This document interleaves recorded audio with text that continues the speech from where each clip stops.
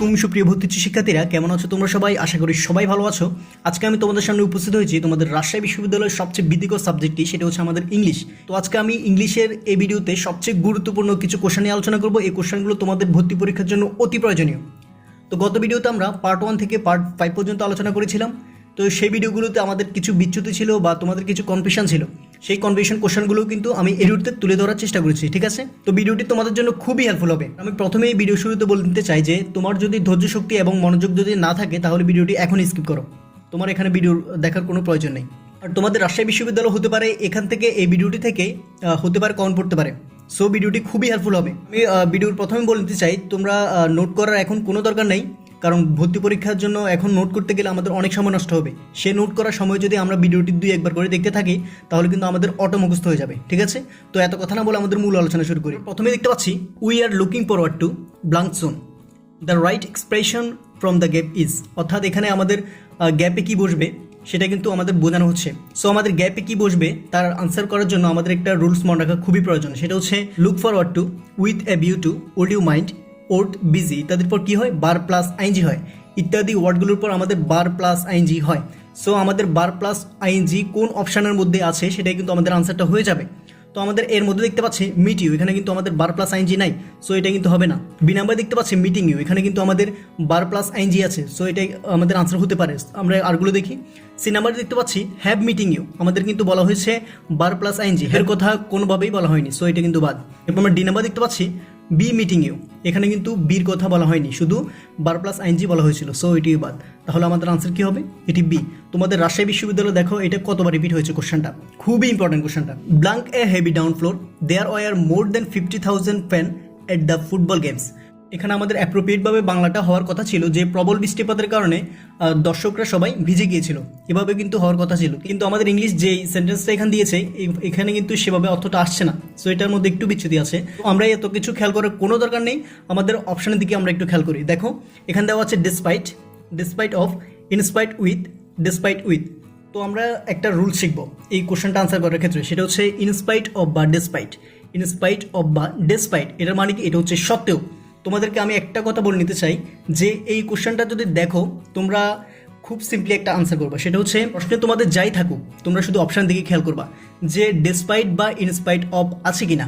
যদি ডেসপাইট বা in spite of থাকে সেটি আনসার হওয়ার সম্ভাবনা 100%, ঠিক আছে?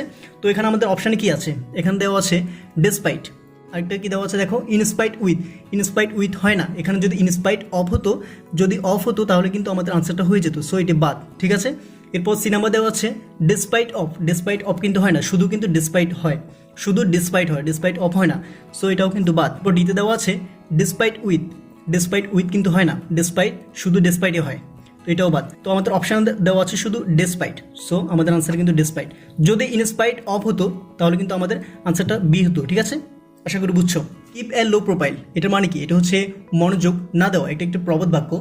লেক অফ অ্যাটেনশন এটার মানে কি? এটা হচ্ছে মনোযোগের অভাব। আমি তোমাদেরকে ভিডিওতে প্রথমের দিকেই বলে নিতে চাই যে তোমার যদি মনোযোগ না থাকে তাহলে তুমি এখনই স্কিপ করো, তোমার এটা দেখার কোনো লাভ নাই। সো তুমি যদি একজন ভর্তি পরীক্ষার্থী হও তোমার কিন্তু মনোযোগ থাকাটা অত্যাবশ্যকীয়, ঠিক আছে? There has been a break though in the treatment of dengue, here break though. তাহলে এখানে আমাদের বোঝাতে হচ্ছে ব্রেক দো। ব্রেক দো দ্বারা কী বোঝানো হচ্ছে সেটি আমাদের অপশান দিকে খেয়াল করি যে ব্রেক দো দ্বারা এখানে কী নির্দেশ করা হচ্ছে। সেটা হচ্ছে অ্যাডজেক্টিভ, আর একটা হচ্ছে নাউন, ভার্ব এবং অ্যাডভার্ব। তো এই কোশ্চেনটা আনসার করার ক্ষেত্রে আমাদের নিম্নলিখিত কিছু জিনিস জানতে হবে, অর্থাৎ রুলস জানতে হবে। সেটা হচ্ছে প্রিপোজিশন, আর্টিকেল, অ্যাডজেক্টিভ, ডিটারমাইনার, এগুলোর পর একটি শব্দ বসলে, এগুলোর পর যদি একটি শব্দ বসে সেটা হচ্ছে কি হয়? নাউন হয়। একটি শব্দ বসলে সেটি নাউন হয়। এদের পর যদি দুটি শব্দ বসে তাহলে কি হয়? শেষেরটি নাউন কিন্তু পূর্বেরটি কি হয়? অ্যাডজেক্টিভ হয়। যদি তিনটি শব্দ বসে তাহলে শেষেরটি নাউন, পূর্বেরটি অ্যাডজেক্টিভ এবং এর পূর্বেরটি কি হয়? অ্যাডভার্ব হয়। তাহলে আমরা এক্সাম্পল একটা দিয়ে বুঝি, সেটা হচ্ছে give me a white colour shirt. Give me a white colour shirt, এখানে আমাদের কোনটি নাউন, কোনটি অ্যাডজেক্টিভ, কোনটি অ্যাডভার্ব সেটা আমরা খুব সহজে বুঝবো। আমরা একটু আগে শিখেছিলাম যে প্রিপোজিশন, আর্টিকেল বা ডিটারমাইনার, অ্যাডজেক্টিভের পরে যদি একটি শব্দ বসে সেটি কি হয়? সেটি নাউন হয়। অর্থাৎ তাহলে আমাদের আর্টিকেলের পরে যদি একটি শব্দ বসে সেটা হচ্ছে কি? নাউন। এটা হবে হচ্ছে নাউন। এরপর যে নাউনের পর অর্থাৎ আর্টিকেলের পর যদি দুটি শব্দ বসে, প্রথমটি নাউন, দ্বিতীয়টি কি হয়? দ্বিতীয়টি হচ্ছে অ্যাডজেক্টিভ। কি হয়? অ্যাডজেক্টিভ। যদি তিনটি শব্দ বসে, তিনটি শব্দ বসলে কি হয়? প্রথমটি নাউন, দ্বিতীয়টি অ্যাডজেক্টিভ এবং তৃতীয়টি কি হয়? অ্যাডভার্ব হয়, ঠিক আছে, এটা আমরা মনে রাখবো। কিন্তু তোমাদের কোশ্চেন থাকতে পারে যে এখানে তো হোয়াইট, এটা তো এডজেক্টিভ হওয়ার কথা ছিল, কেন অ্যাডভার্ব হলো? অর্থাৎ এই এক্সাম্পলটা তোমাদের ভর্তি পরীক্ষায় তেমন আসে না, তোমাদেরকে বোঝানোর জন্য কিন্তু এটা দেওয়া হয়েছে। আমাদের কিন্তু ভর্তি পরীক্ষায় যদি এভাবে যদি কোশ্চেনটা থাকে তাহলে কিন্তু এভাবে কিন্তু আনসার করতে হবে। হোয়াইট এটা যাই হোক, এটা আমাদের অ্যাডভার্ব হিসেবে আনসারটা করতে হবে, কিন্তু এটা কিন্তু এক্সেপশনাল, কিন্তু এটা আমাদের ভর্তি পরীক্ষা আসে না। সো এভাবে কিন্তু আমরা না শিখলেও হবে। এখানে আমাদের সিম্পলি আরও একটা এক্সাম্পল দিয়েছি, দেখো এখানে দেওয়া আছে আর্টিকেলের পরে কয়টা শব্দ আছে? আর্টিকেলের পরে দুটো শব্দ আছে। আমরা খেয়াল করবো যে আর্টিকেলের পরে যদি দুটো শব্দ থাকে, প্রথমটি হচ্ছে কি নাউন, দ্বিতীয়টি কি? দ্বিতীয়টি হচ্ছে অ্যাডজেক্টিভ। কি হয়? অ্যাডজেক্টিভ। তোমাদের প্রথমটি নাউন অর্থাৎ দুটো নিয়ে আসে, তিনটা নিয়ে আসে না, ঠিক আছে? তোমরা দুটো নিয়ে খুব ভালোভাবে মুখস্থ করার চেষ্টা করো, ঠিক আছে? তো এখানে তোমাদের সিমিলারলি আরও একটা রুলস আসে, সেটি হচ্ছে দুটি নাউন পরপর বসলে প্রথমটি অ্যাডজেক্টিভ, এরপরটি কি হয়? নাউন হয়। দুটি নাউন পরপর বসলে প্রথমটি অ্যাডজেক্টিভ হয়, পরেরটি কি হয়? নাউন হয়। এটাও আমরা কিন্তু মাথায় রাখবো। সো আমাদের এবার প্রশ্নের মধ্যে চলে যাই। তো আমাদের প্রশ্নে কি বলা হচ্ছে? প্রশ্নে বলা হচ্ছে there has been a break though in the treatment of dengue. অর্থাৎ এখানে ব্রেক দো এটা কি? এটা কি নাউন, অ্যাডজেক্টিভ, ভার্ব নাকি অ্যাডভার্ব? তো আমরা এখানে দেখতে পাচ্ছি আর্টিকেল। আর্টিকেলের পরে কয়টি শব্দ আছে? আর্টিকেলের পরে শুধু একটি মাত্র শব্দ আছে। সো এটি হবে কি? নাউন। আমাদের নাউন আছে কিনা অপশানে? যদি নাউন থাকে তাহলে কিন্তু আনসার হয়ে যাবে। আশা করি বুঝছো। Who killed the bird? The passive form of the sentence is. Who killed the bird, the passive form of sentence is. অর্থাৎ এখানে বলা হচ্ছে হু কিল্ড দ্য বার্ড, এটা আমাদেরকে প্যাসিভ ফর্মে নিয়ে যেতে হবে। তো আমাদের প্যাসিভ ফর্মে নিয়ে যাওয়ার ক্ষেত্রে আমাদের নিম্নলিখিত একটা রুলস ব্যবহার করতে হবে। সেটা হচ্ছে কি? দেখো এখানে বলা হচ্ছে ইন্টারোগেটিভ সেন্টেন্স। এখানে এটা কোন ধরনের সেন্টেন্স? এটা হচ্ছে ইন্টারোগেটিভ বা প্রশ্নবোধক সেন্টেন্স, অর্থাৎ ইন্টারোগেটিভ বা প্রশ্নবোধক বাক্য। তাহলে এখানে বলা হচ্ছে ইন্টারোগেটিভ সেন্টেন্সে যদি হু থাকে, ইন্টারোগেটিভ সেন্টেন্সে যদি হু থাকে তাহলে কি বলা হচ্ছে? প্যাসিভ করার সময় by home plus auxiliary verb plus subject plus বি3 হয়। By home plus auxiliary verb plus subject plus বি3 হয়। তাহলে আমাদের এই রুলসটা কোন অপশনের মধ্যে মিলে সেটা কিন্তু আমাদের আনসারটা হয়ে যাবে। তাহলে আমরা একটু অপশনের মধ্যে একটু তাকাই। অপশন এর মধ্যে বলা হচ্ছে who was killed by the bird. এখানে কি আমাদের রুলসটা খাটে কিনা? দেখো by whom auxiliary verb plus subject plus বি3, বাই হোম কিন্তু নাই, সো এটা কিন্তু বাদ। তারপর পরটা দেখো, পরটার মধ্যে কিন্তু বাই হোম নাই, সো এটাও বাদ। কিন্তু সি আর ডি এর মধ্যে কিন্তু বাই হোম আছে। তো আমাদের এটার কোনটা আনসার হবে? সিম্পলি দেখো বাই হোম প্লাস অক্সিলিয়ারি ভার্বের কথা বলা হচ্ছে। By home plus auxiliary verb, by home plus auxiliary verb কিন্তু নাই, সো এটাও কিন্তু বাদ। এরপর পরটা দেওয়া আছে by home plus auxiliary verb plus subject plus বি3। এখানে এটা হচ্ছে সাবজেক্ট, দ্য বার্ড সাবজেক্ট, বি3 হচ্ছে কি? কিল্ড, ঠিক আছে? তাহলে আমাদের আনসারটা কি হবে? সেটা হচ্ছে D, by home plus auxiliary verb plus subject plus বি3। দেখো এটা তোমাদের বিশ্ববিদ্যালয় ভর্তি পরীক্ষায় অর্থাৎ রাজশাহী বিশ্ববিদ্যালয় কতবার রিপিট হয়েছে। সো এটি খুবই ইম্পর্টেন্ট। এই কোশ্চেনটা হুবহু কিন্তু রিপিট হয়েছে। তোমরা এভাবে বুঝো না যে এটা যেহেতু হুবহু রিপিট হয়েছে তাহলে কিন্তু আমাদের সবগুলো কোশ্চেনে হুবহু রিপিট হবে। আমরা কি করি? অনেকে আছে যে কোশ্চেনগুলো হুবহু মুখস্থ করার চেষ্টা করি, এটা কিন্তু ভুলেও করবা না, ঠিক আছে? এই কোশ্চেনটা করতে পারো, অন্য কোনো কোশ্চেন হুবহু মুখস্থ করার কোনো দরকার নেই। শুধু আমরা কি মুখস্থ করবো? শুধু রুলসটা মুখস্থ করবো। কি রুলসটা?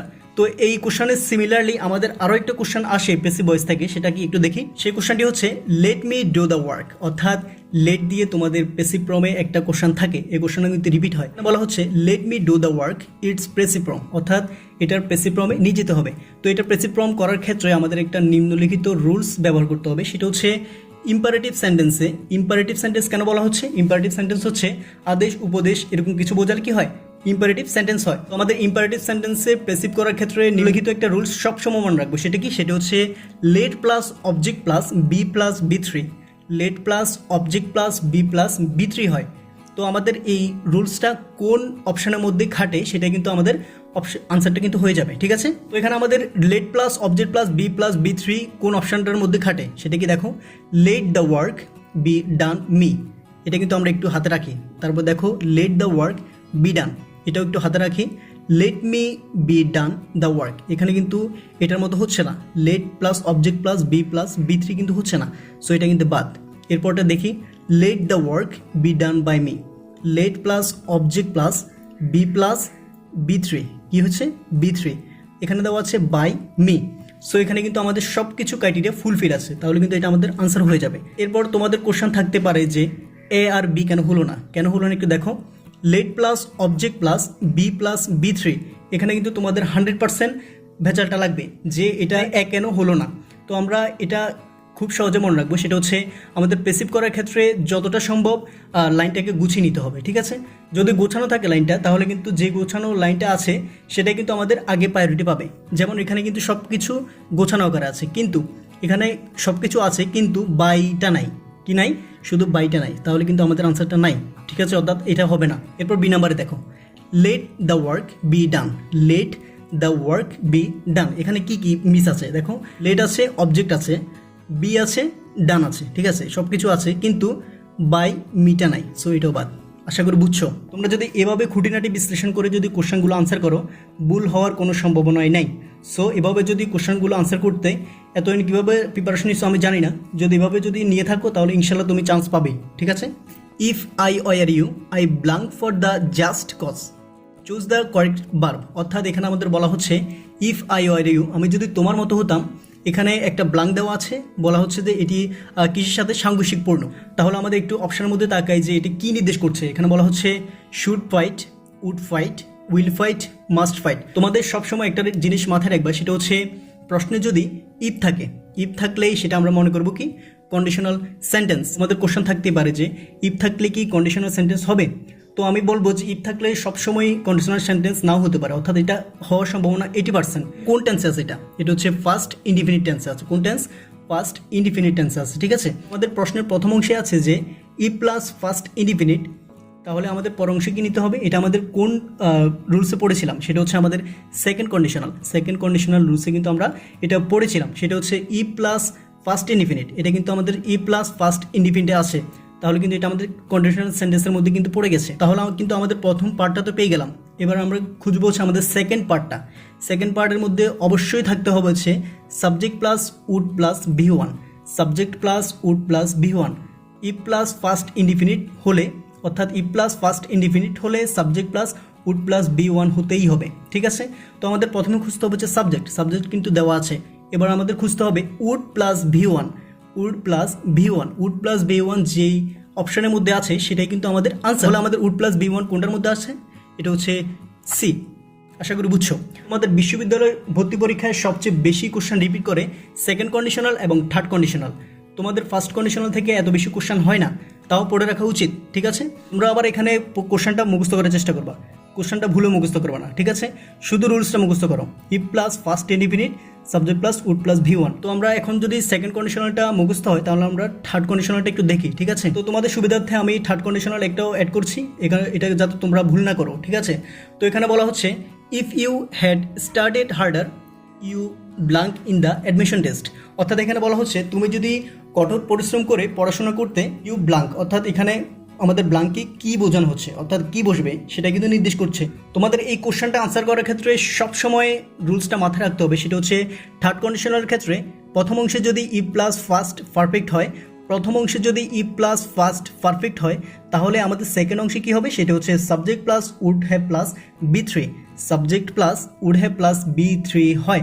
তাহলে আমাদের খেয়াল রাখতে হবে হচ্ছে আমরা প্রথম অংশ তো পেয়ে গেছি, কিন্তু সেকেন্ড অংশ কি হবে, সেটা হচ্ছে সাবজেক্ট। প্রথমে সাবজেক্ট খুঁজি, সাবজেক্ট কিন্তু আমাদের প্রশ্নে আছে। এরপর কি লাগবে, উড হ্যাভ প্লাস বি3 কোনটার মধ্যে আছে সেটাই কিন্তু আমাদের আনসারটা হয়ে যাবে। এখানে দেওয়া আছে উড কোয়ালিফাই, এখানে কিন্তু হ্যাভটা নাই, সো এটা কিন্তু হবে না। এখানে দেওয়া আছে উইল কোয়ালিফাই, এখানে কিন্তু এটা কিন্তু হবে না। এরপর দেওয়া আছে ডি কোয়ালিফাইড, এটাও কিন্তু হয় না। আমাদের বলা হচ্ছে subject plus would have plus বি3, এখানে কি দেওয়া আছে subject plus would have plus বি3, সো আমাদের আনসার কিন্তু সি নাম্বারটা হয়ে যাবে। আশা করি বুঝছো। আমরা যদি এভাবেই ভর্তি পরীক্ষায় সব কিছু খুঁটিনাটি বিচার বিশ্লেষণ করে যদি কোশ্চেনগুলো করো, অর্থাৎ কোশ্চেনগুলো আনসার করো, তাহলে কিন্তু তোমরা 100% চান্স পাবে। তোমরা অনেকেই আছো যে কোশ্চেন হাতে পাওয়ার পরপরই কিন্তু দাগিয়ে ফেলো। এরকম অনেক স্টুডেন্ট আছে যে যারা ভর্তি পরীক্ষা দেওয়ার পর বাইরে এসে বলে যে ভাইয়া আমি 70 পাবো, আমি 80 পাবো, কিন্তু ওরাই কিন্তু চান্স পায় না। কেন পায় না? কিন্তু কমন এসেছিল ঠিকই, কিন্তু একটু ভুল করার কারণে আনসার কিন্তু সে দোষ দেখি কম্পিউটারের সমস্যা হয়েছিল, ওএমআর কার্ডের সমস্যা হয়েছে, বা এখানে স্যারও কোনো দুর্নীতি করছে, এরকম না, ঠিক আছে। আশা করি বুঝছো।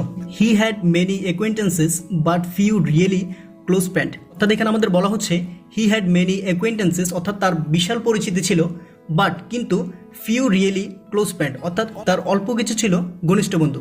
তো এখানে বলা হচ্ছে this is the example of, এখানে আমাদের একটু অপশনের মধ্যে তাকাই, তারপর আমরা আনসারটা করবো। Compound sentence, simple sentence, contractive sentence বলতে কিচ্ছু নাই, সো এটা বাদ। তো এখানে আমাদের মূলত বলছে যে এটা কোন সেন্টেন্সে আছে। তো আমরা এই কোশ্চেনটা খুবই সিম্পলি আনসার করব। সেটা আনসার করার জন্য আমাদের নিম্নলিখিত একটা রুলস প্রয়োজন, সেটা হচ্ছে but and or, otherwise yet প্রভৃতি দ্বারা যদি দুটি স্বাধীন ক্লজ যুক্ত হলে, অর্থাৎ প্রবৃত্তি দ্বারা যদি দুটি স্বাধীন ক্লজ যুক্ত হয় তাহলে কি হবে, সেটা আমাদের কম্পাউন্ড সেন্টেন্স হবে। তোমাদের বিশ্ববিদ্যালয় ভর্তি পরীক্ষার জন্য কম্পাউন্ড সেন্টেন্সটা খুবই প্রয়োজন। তোমাদের বাংলা দ্বিতীয় বলো, ইংরেজি বলো, দুই ক্ষেত্রে কিন্তু আমাদের কম্পাউন্ড সেন্টেন্সটা সবচেয়ে বেশি আসে। তুমি কিচ্ছু যদি না পড়ো, তুমি কম্পাউন্ড আর কমপ্লেক্স এই দুটো কিন্তু পড়ে যেতেই হবে, ঠিক আছে, কারণ মাস্ট বি এগুলো থেকে কোশ্চেন থাকে। তো আমাদের এখানে বলা হচ্ছে but and or, otherwise yet, এগুলো যদি থাকে সেগুলো কি, সেটা হচ্ছে কম্পাউন্ড। তো এখানে আমাদের প্রশ্নে বাট আছে কিনা বা কম্পাউন্ডের কোনো চিহ্ন আছে কিনা, এখানে দেওয়া আছে বাট আছে, তাহলে এটা আমাদের কোন সেন্টেন্স হবে, সেটি কম্পাউন্ড সেন্টেন্স হবে। আশা করি বুঝছো। এখানে আমাদের সিমিলারলি ভর্তি পরীক্ষায় কমপ্লেক্স থেকে কিন্তু কোশ্চেনটা হয়। আমাদের কমপ্লেক্স সেন্টেন্সে কোশ্চেনটার আনসার করার ক্ষেত্রে আমাদের রুলসটা প্রয়োজন। আমি এখানে কোশ্চেনটা লিখিনি, লিখলে একটু বড় হয়ে যাবে, ভিডিওটি লং হয়ে যাবে। সো শুধু তোমরা রুলসটা মনে রাখো, তোমরা প্রশ্ন মনে রাখবা না, শুধু রুলসটা মনে রাখবা। সেটা হচ্ছে বাক্যে যদি who, what, whom, how, as, since ইত্যাদি থাকলে কি হয়, বাক্যটি কমপ্লেক্স সেন্টেন্স হয়। আশা করি বুঝছো, খুবই ইম্পর্টেন্ট কোশ্চেনগুলো। আর আমি তোমাদের একটা কথা বলে নিতে চাই যে গত ভিডিওতে আমরা 5টা পার্ট নিয়ে আলোচনা করেছিলাম, সেখানে কিছু না কিছু ভুল ছিল আর কনফিউশনে ছিল, আর আমি সেই জন্য খুবই সরি, অর্থাৎ কারণ সেগুলোর মধ্যে কিছু মিসিং হয়েছিল, সেই জন্য আমি অত্যন্ত দুঃখিত। তোমরা আমাকে ভুল ভেবো না, ভুল হতে পারে, টু ইট ইজ হিউম্যান, মানুষ মাত্র কিন্তু ভুল করে। তো আশা করি ক্ষমা দৃষ্টিতে দেখবা। তো এরপর 10 নম্বর দেখতে পাচ্ছি, who is a netizen. Who is a netizen, netizen মানে কি? নেটিজেন মানে হচ্ছে, তোমরা এখানে ভুল করবা যে নেটিজেন আর সিটিজেনের মধ্যে কিন্তু ভেজাল লাগাতে পারো। নেটিজেন মানে হচ্ছে আমরা যারা ইন্টারনেট ব্যবহার করি তারা হচ্ছে কি নেটিজেন। তুমি যদি একজন ইন্টারনেট ব্যবহারকারী হও তুমি কিন্তু নেটিজেন। আর সিটিজেন মানে কি? সিটিজেন হচ্ছে নাগরিক। তুমি কোন দেশের নাগরিক? তুমি বাংলাদেশের নাগরিক, এরকম করে। তো নেটিজেন আর সিটিজেনের মধ্যে কিন্তু এই দুটো কিন্তু আমাদের অপশনের মধ্যে থাকে, সো ভেজাল লাগানো যাবে না। তো এখানে বলা হচ্ছে a person who uses the internet, যারা ইন্টারনেট ব্যবহার করে তারা কি নেটিজেন। আশা করি বুঝছো। The south pole is too cold for human being to live in, অর্থাৎ এখানে আমাদের কি বোঝানো হচ্ছে তা আমরা অপশন দিকে একটু তাকাই তাহলে কিন্তু বুঝতে পারবো। সেটি হচ্ছে complex sentence, simple sentence, compound sentence, conditional sentence. অর্থাৎ এটা আমাদেরকে বলা হচ্ছে যে এই সেন্টেন্সটি কোন ধরনের সেন্টেন্সকে নির্দেশ করছে। তো এই কোশ্চেনটা আমাদের আনসার করার ক্ষেত্রে আমাদের নিম্নলিখিত কিছু বিষয় জানতে হবে। সেটা দেখো, টু থাকলে সেটি সিম্পল সেন্টেন্স হয়, টু থাকলে কি হয়? সিম্পল সেন্টেন্স হয়। তো আমরা এটা সবসময় এটা মনে রাখবো, এই কোশ্চেনটা খুবই ইম্পর্টেন্ট। এটা হচ্ছে আমাদের সিম্পল সেন্টেন্স। টু থাকলে কি হয়? Simple sentence.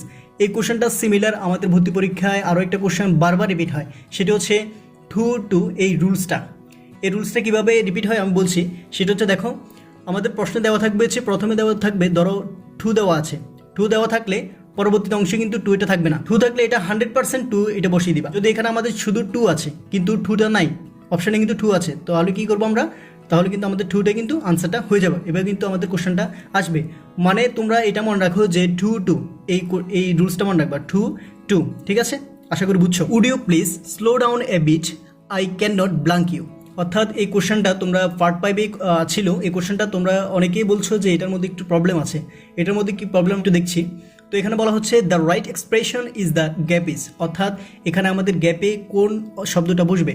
তো সেটি আনসার করার ক্ষেত্রে আমাদের নিম্নলিখিত কিছু জানতে হবে। সেটি হচ্ছে দেখো, এখানে বলা হচ্ছে কিপ আপ উইথ মানে কি? এটা হচ্ছে তাল মিলিয়ে চলা। কিপ আপ উইথ মানে হচ্ছে তাল মিলিয়ে চলা। ফুট আপ উইথ মানে কি? এটা হচ্ছে সহ্য করা। ফুট আপ উইথ মানে হচ্ছে সহ্য করা। মেক আপ মানে পুষিয়ে দেওয়ার চেষ্টা। হোল্ড আপ টু মানে কি? এটা হচ্ছে আটকে ধরা। এগুলো খুব ভালোভাবে মুখস্থ করার চেষ্টা করো। তো এখানে আমাদের কোশ্চেনে বলছে কি, একটু দেখি। এখানে বলা হচ্ছে would you please slow down a bit, অর্থাৎ এখানে বলা হচ্ছে কোনো কিছু একটা স্লো করতে বলা হচ্ছে। I can not blank you, অর্থাৎ সেটির সাথে আমি তাল মিলিয়ে চলতে পারছি না, এটাই কিন্তু নির্দেশ করছে। তাহলে কিন্তু আমাদের অপশান হবে এ। কি হবে? অপশান এ হবে। যেমন তুমি এবং তোমার বন্ধু হাঁটছো, ঠিক আছে? তোমার বন্ধু অনেক দ্রুত গতিতে হাঁটছে, তুমি বললা যে I can not keep up with, অর্থাৎ আমি তাল মিলিয়ে চলতে পারছি না। এভাবে কিন্তু কোশ্চেনটা হয়, ঠিক আছে? অন্য কীভাবে হয় আমি জানি না, যদি হয় তা আমাকে কমেন্ট বক্সে জানাও যে এটা এভাবে হওয়া উচিত, ঠিক আছে? ব্লাঙ্ক 15 আগস্ট 1975 বঙ্গবন্ধু ওয়াজ ব্রুটালি কিল্ড, অর্থাৎ এখানে বলা হচ্ছে 15 আগস্ট 1975 1975 সালের 15ই আগস্ট বঙ্গবন্ধু ওয়াজ ব্রুটালি কিল্ড, অর্থাৎ বঙ্গবন্ধু এবং তার পরিবারকে নৃশংসভাবে হত্যাকাণ্ড অর্থাৎ হত্যা করা হয়েছিল, এটা কিন্তু বোঝাচ্ছে। তো এখানে আমাদের বলা হচ্ছে অপশানে ইন, অ্যাট, বাই, অন, অর্থাৎ আমাদের অপশানে দেওয়া আছে এগুলো, আমাদের শূন্যস্থানে কোনটি বসবে। তো এটার আনসার করার ক্ষেত্রে আমাদের কিছু জানতে হবে। সেটা হচ্ছে দিন এবং তারিখের পূর্বে কি বসে? দিন এবং তারিখের পূর্বে অন বসে। বছর, মাস, ঋতু, বছর, মাস, ঋতুর পূর্বে ইন বসে। নির্দিষ্ট সময়ের পূর্বে কি বসে? নির্দিষ্ট সময়ের পূর্বে অ্যাট বসে। দিন তারিখের পূর্বে অন বসে, বছর মাস ঋতুর পূর্বে ইন বসে, নির্দিষ্ট সময়ের পূর্বে অ্যাট বসে। তাহলে আমাদের ব্লাঙ্কে কি বসবে সেটা কিন্তু নির্দেশ করছে। তো এখানে বলা হচ্ছে 15 আগস্ট, এখানে কিন্তু আমাদের তারিখকেই বোঝানো হচ্ছে। তাহলে এটা আমাদের আনসার কি হবে? এটি হবে অন। কি বসবে? অন। দিন তারিখের পূর্বে অন বসে। তোমরা এখানে ভুল বুঝতে পারো যে এখানে তো দেওয়া আছে মাস, আগস্ট, মাসকে বোঝানো হচ্ছে, তাহলে কিন্তু তোমরা ভুল করে ইন দিতে পারো। এটা কিন্তু ভুল করবা না, ঠিক আছে?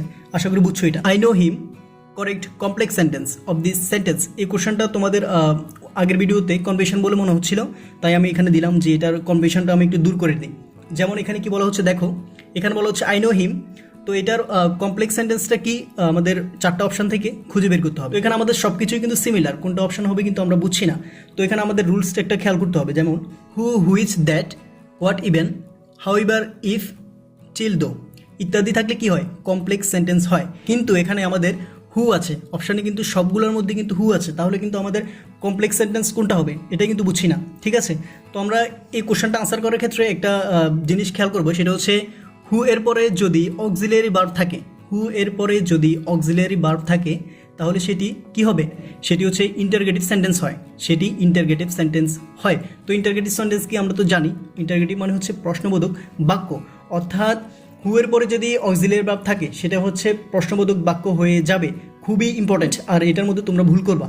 এই জন্যই কিন্তু ভর্তি পরীক্ষায় কোশ্চেনগুলো বারবার করে, যাতে খুবই সিম্পল একটার মধ্যে ভেজা লাগাই দেয়, যাতে কিন্তু ওই পোলাপাইন ভুল করে, এরকম করে কিন্তু কোশ্চেনগুলো ভর্তি পরীক্ষা করে। যারা এই সিম্পলটাকে গুছিয়ে পড়াশোনা করতে পারবে তারা কিন্তু ভর্তি পরীক্ষায় চান্স পায়, ঠিক আছে? তো এখানে বলা হচ্ছে আই নো হু ওয়াজ হি। তো আমরা বলছিলাম একটু আগে যে হু এর পরে যদি অক্সিলিয়ারি ভার্ব থাকে সেটা কি হয়? ইন্টারগেটিভ সেন্টেন্স হয়ে যায়। এখানেও দেওয়া আছে হু ওয়াজ। এখানে আরেকটা দেখো হু ইজ, এটাও কিন্তু ইন্টারগেটিভ সেন্টেন্স। এখানে দেখো হু ইজ, এটাও কিন্তু ইন্টারগেটিভ সেন্টেন্স, অর্থাৎ তিনটাই কিন্তু আমাদের ইন্টারগেটিভ সেন্টেন্সে আছে। কিন্তু I know who he is, এখানে কিন্তু হুর পরে হি আছে, সো আমাদের আনসার হবে হচ্ছে বি। কোনোভাবেই কিন্তু অন্যগুলো হবে না, সো এটার মধ্যে তোমরা ভুল করতে পারো, ঠিক আছে? আশা করি বুঝছো। He belong to Chicago just a few months ago. He belong to Chicago just a few months ago.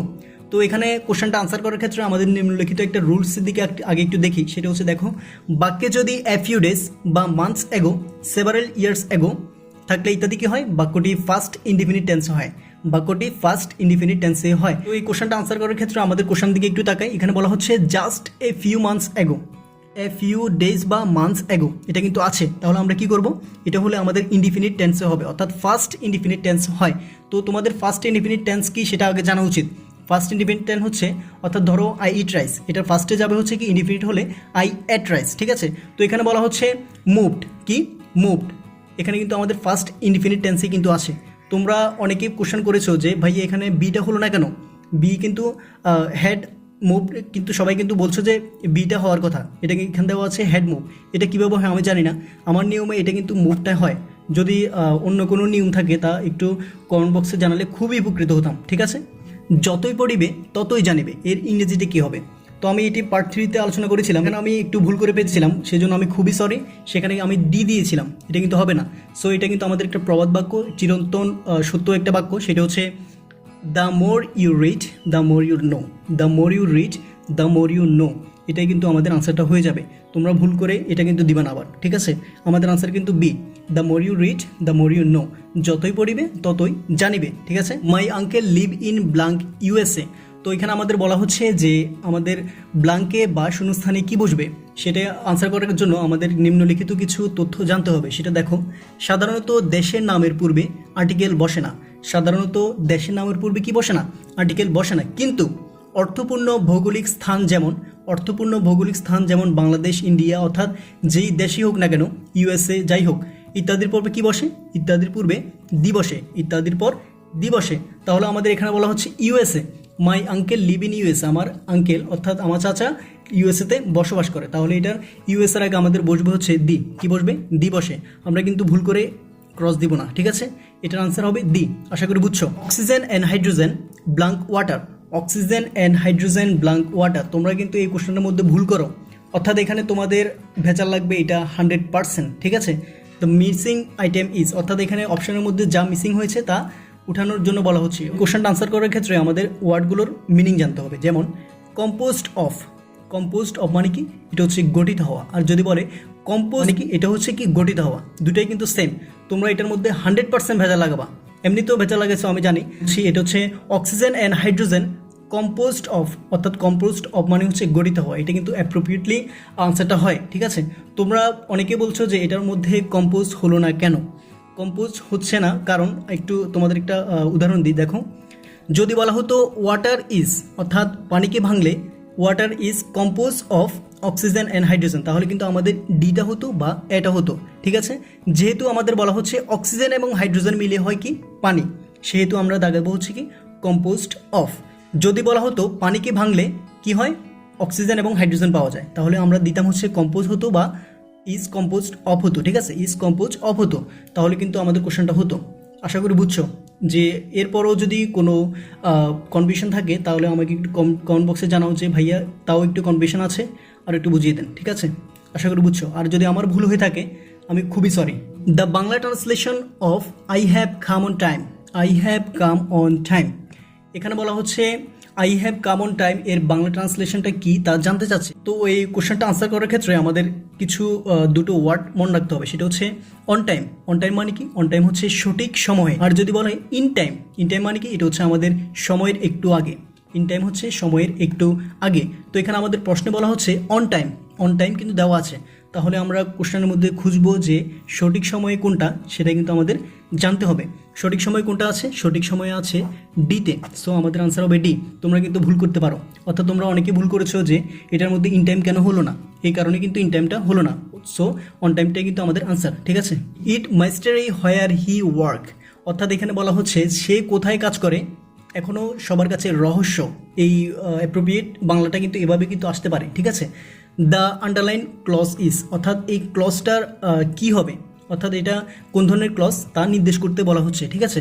তো আমরা একটা সবসময় মনে রাখবো যে কোনো জায়গা এবং সময় বোঝালে, কোনো জায়গা এবং সময় বোঝালে সেটি কি হয়, অ্যাডভার্ব হয়। কোনো জায়গা বা সময় বোঝালে সেটি কি হয়, অ্যাডভার্ব বা অ্যাডভার্বিয়াল ক্লজ হয়। তো এখানে বলা হচ্ছে সে কোথায় কাজ করে তা কিন্তু সবার অজানা। তোমরা কিন্তু আমাকে অনেকেই কোশ্চেন করেছিল যে কমেন্ট বক্সে এখানে অ্যাডজেক্টিভ ক্লজটা হবে, এখানে অ্যাডজেক্টিভ ক্লজটা কীভাবে হবে আমি জানি না। সো এটা আমার মতে এটা সিটা হয়, অ্যাডভার্বিয়াল ক্লজ। আশা করি বুঝছো। সুপ্রিয় ভর্তি ইচ্ছুক শিক্ষার্থীরা, আজকে ভিডিওটি কেমন লাগলো আমি জানি না। যদি ভালো লাগে একটা লাইক দিবা। যদি তোমাদের এই ভিডিওটি ভালো লাগে তাহলে চ্যানেলটি ঘুরে আসো, যে তোমার চ্যানেলে অনেকগুলো ভিডিও দেওয়া আছে, যে তোমার কোনটা প্রয়োজন সেটা দেখে নাও, ঠিক আছে। ইনশাল্লাহ তোমাদের ভর্তি পরীক্ষার জন্য কাজে দিবে। তো সবাইকে ভর্তি পরীক্ষার জন্য শুভকামনা রইলে, সবাই ভালো থেকো। আসসালামু আলাইকুম।